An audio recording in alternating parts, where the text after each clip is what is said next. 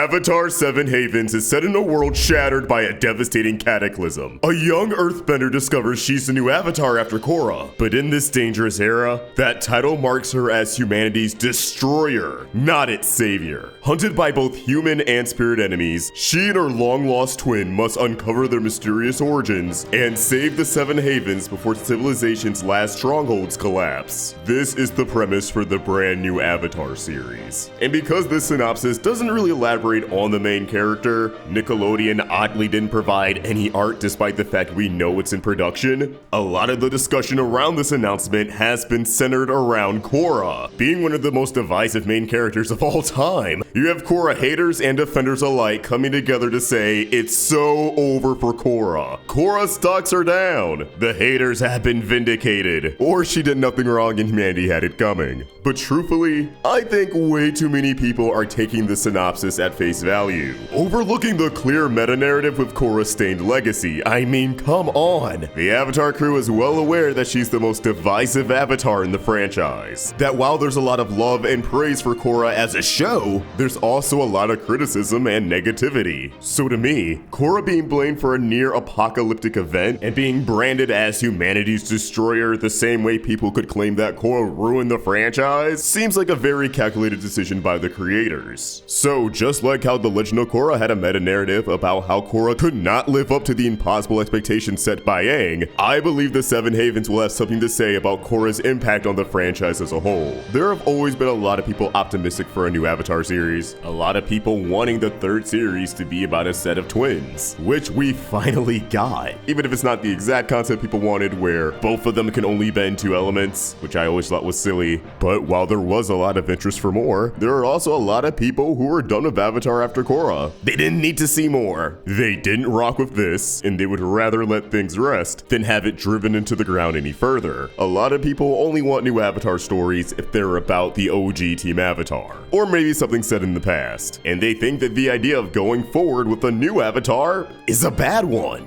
And this has been the case before Avatar even blew up on Netflix 5 years ago. So when I see that the Avatar is universally hated in Seven Havens, it doesn't take much for me to connect the dots and see what they're trying to say here. There are a lot of Korra defenders who think, nah, they're just gonna throw Korra under the bus. There's a fair amount of Korra fans who felt as if the character was done dirty in the last season. Thus, they don't have any faith that Korra will be done justice in this new one. The legacy of the Avatar getting misconstrued as time passes is a pretty common theme in the franchise.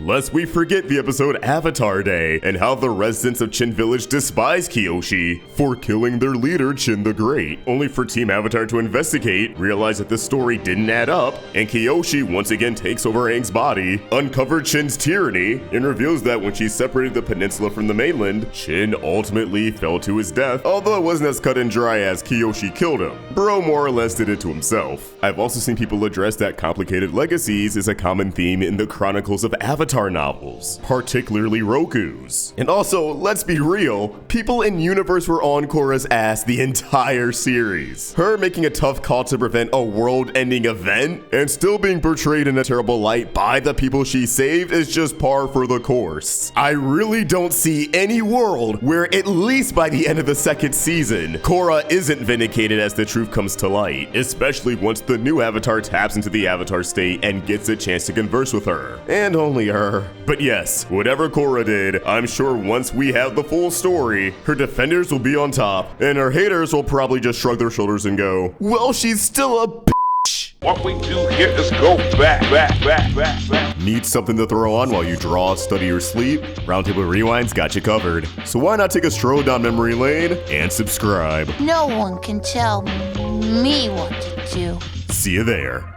But enough about Korra, let's actually talk about this new series and the new Avatar. So far, the series has been picked up for 26 half-hour episodes over 2 seasons. So basically, seasons are the same length as The Legend of Korra, 13 episodes apiece. Which honestly, I'm just relieved it wasn't a 20-episode pickup with 10 episodes per season. That's what I kind of assumed we were going to get, as 20-episode pickups have become the standard over 26. But this has me pretty optimistic for the pacing, especially since, unlike Korra, which was just just supposed to be one season and then kept going, the team is able to conceive a long-running story from the jump here. I'm sure there's actually an end goal in mind. Even if the Korra storyline wraps up at the end of season 2, I imagine the story will still have a lot to tackle. Also, hot take, but I really dig the idea of the 7 Havens. I know for a lot of people, Republic City was already a step too far, and I get the desire to stick to just 4 nations, but I think I vastly prefer Avatar being a franchise where each show has its own identity, not just in the protagonist, but the actual world. And I think 7 Havens is in a really good spot, where these havens could be a blend of what we've seen before and something new. For example, depending on the damage of this cataclysmic event, some havens may be more advanced, having access to more resources, and thus they might be a bit more modernized, or at least as modern as the world got before catastrophe struck. But some havens could be set back by quite a few years, harkening back to the atmosphere of the original Last Airbender. I'm also really excited to see how these havens are governed. Is it all under one leadership? Are the leaders of the former 4 nations working together now? Or is it just a state of free-for-all? I do think Republic City being kind of this anchor in Korra sucked a lot of the adventure feeling out of it. You didn't get to peek into the day-to-day life of somebody who lives in the Earth Kingdom or Fire Nation or Water Tribe like you did with The Last Airbender. A lot of the major players were tied to capitalism and the government, like Varric pretty much being Avatar's Tony Stark, Kuvira being a military leader, Amon and the Red Lotus being political extremists. I mean, hell, with the Red Lotus, part of why they were so great was that you had an airbender, a firebender, a waterbender, and an earthbender. And they are a result of the 100-Year War. Aesthetically and narratively, they feel much more in line with The Last Airbender than most of Legend of Korra. And as for our main characters, I'm really excited to see this twin dynamic, because imagine finding out your long-lost relative is the Avatar. Like, sure, a lot of people might hate them, but they immediately have more aura than I ever could. I'm excited to see if there will be any feelings of resentment or jealousy, or if the sibling will be sympathetic because no one asked to be the Avatar. It can be a terrifying situation to be born into, and now the whole world is against her? That's a lot, man. And it makes me curious about the kind of allies they're gonna form. What is their motivation to put everything on the line in an attempt to help the new Avatar? I'm really excited to see where this goes. And overall, I'm chilling when it comes to the whole Korra discourse, because I know my girl's gonna be vindicated in the end. I may not love Legend of Korra as much as I do The Last Airbender, but I unapologetically love Korra as much as Aang, and I can tell the Avatar crew does as well, which is why I'm sure they're not gonna do her dirty. But as always, these are just my thoughts, and I would love to hear yours. Drop them in the comments down below, and keep the conversation going over on Twitter and Insta at OstricVox and at Roundtable Vids. If you enjoyed this video, please sort a like and subscribe to the Roundtable for more great cartoon content. Thank you for watching, and I hope you have an awesome day. Peace.